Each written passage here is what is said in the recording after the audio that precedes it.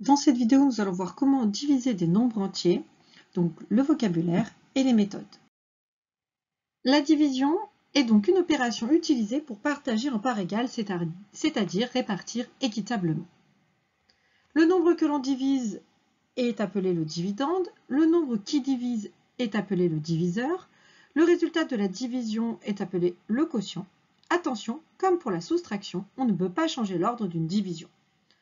On va voir un exemple qui fait appel à une division. Après un repas au restaurant, 5 amis décident de partager équitablement la note. Celle-ci s'élève à 65 €. Combien chacun devra-t-il payer? Je vais donc effectuer une division puisque je dois répartir équitablement 65 € entre les 5 amis. C'est-à-dire que je dois partager 65 en 5 parts égales. On va donc faire 65 divisé par 5. Je vois que 65 se termine par 5, donc cela veut dire qu'il est dans la table de 5.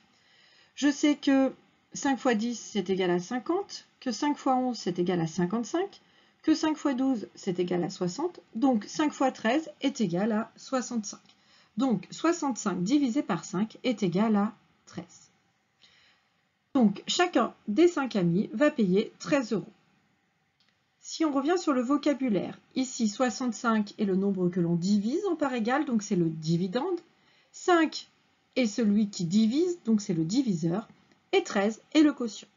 Ici, on a une division où le reste est égal à 0. On va poser la division pour voir la méthode. Donc ici, je dois partager 65 en 5 parts égales.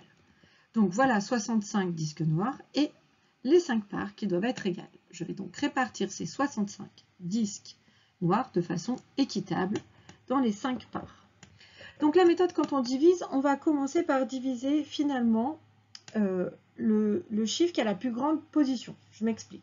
Ici, j'ai 5 unités et 6 dizaines. On va donc commencer par partager les dizaines. Il y en a donc 6 qui sont représentés par les 6 rectangles jaunes sur le dessin. Je vais donc commencer à répartir ces dizaines dans chaque part. J'en ai 6, donc je vois déjà que je peux au moins en distribuer une dans chaque part. Et une fois que j'en ai mis une dans chaque part, il m'en reste encore une. Je ne peux donc pas, pour l'instant, la partager dans l'état puisqu'il n'y a qu'une dizaine et 5 parts. Je vais donc devoir être obligée de transformer cette dizaine en unités, c'est-à-dire en 10 unités. Comment ça se passe sur la division? Sur la division, j'ai donc donné une dizaine à chaque part. Donc au quotient, je mets 1.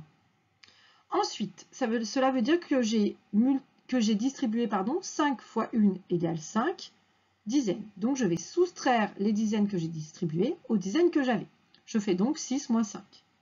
Ça fait 1, il me reste bien une dizaine. Pour continuer à partager, dans la division, je descends le 5. Ce qui veut dire qu'il me reste 15 unités à partager. Et sur le dessin, j'enlève la dizaine et j'ai bien 15 unités à partager. Je sais que 5 fois 3, c'est égal à 15, ce qui veut dire que je vais pouvoir mettre 3 unités dans chaque part.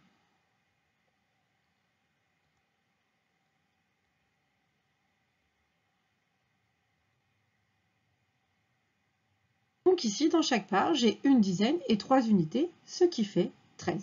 Je vais donc le mettre dans ma division. J'ai donc distribué 3 unités à chaque part, donc au quotient, je mets 3. J'ai bien distribué 3 fois 5 égale 15 parts, donc je soustrais. Ici, 15 moins 15, c'est égal à 0. Il ne me reste rien, j'ai bien tout distribué. Nous allons faire un autre exemple. Nous allons diviser 375 par 7. Donc on va poser la division, 375 divisé par 7. Quand je fais une division, il faut connaître la table du diviseur. Si on ne la connaît pas, hop, on la fait apparaître. Donc, comme j'expliquais tout à l'heure, on va commencer par, finalement, le chiffre qui a la plus grande position. Ici, c'est 3. 3 centaines. Est-ce que je peux partager 3 centaines en 7? Je dois faire 7 parts et je n'ai que 3 centaines. Je n'en ai pas assez. Donc, je vais partager les dizaines. Des dizaines dans le nombre. Il y en a 37, suffisamment pour que je puisse distribuer dans mes 7 parts. Donc, je vais regarder dans la table de multiplication quel est le nombre le plus proche de 37. 7 fois 5 égale 35. Je vais pouvoir donc partager 35 dizaines. Et pour faire cette part, ça veut dire que chaque part aura 5 dizaines. Je mets donc 7 dans le quotient. J'ai donc distribué 7 fois 5 égale 35 parts, 35 dizaines, pardon. Combien me reste-t-il? Je fais donc 37 moins 35. Alors là, inutile de faire toute la soustraction, on voit rapidement que de 35 pour aller à 37, il en reste 2. Il me reste donc 2 dizaines. Je vais maintenant donc les transformer en unités et je vais faire descendre le chiffre des unités. J'ai donc 25 unités à partager. 25 unités à partager, je cherche donc dans la table de 7 quel nombre est proche de 25. 7 fois 3 égale 21. Je vais pouvoir donc partager 21 unités. Et chaque part en aura 3. Donc au quotient, je mets 3. J'ai donc distribué 7 fois 3 égale 21 unités. Je vais voir combien il me reste en faisant la soustraction. Ici, 25 moins 21. Donc on se pose plutôt la question de 21 pour aller à 25. Et là, petit secret, on peut aussi compter sur nos doigts pour être sûr de ne pas se tromper. 21, 22, 23, 24, 25, hop, ça fait 4.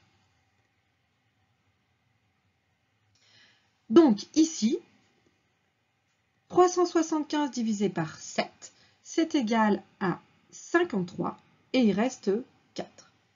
Ici, quand on s'arrête avec un quotient entier, avec un reste qu'on pourrait continuer à partager mais qui nous amènerait au nombre décimaux, on dit qu'on a effectué une division euclidienne.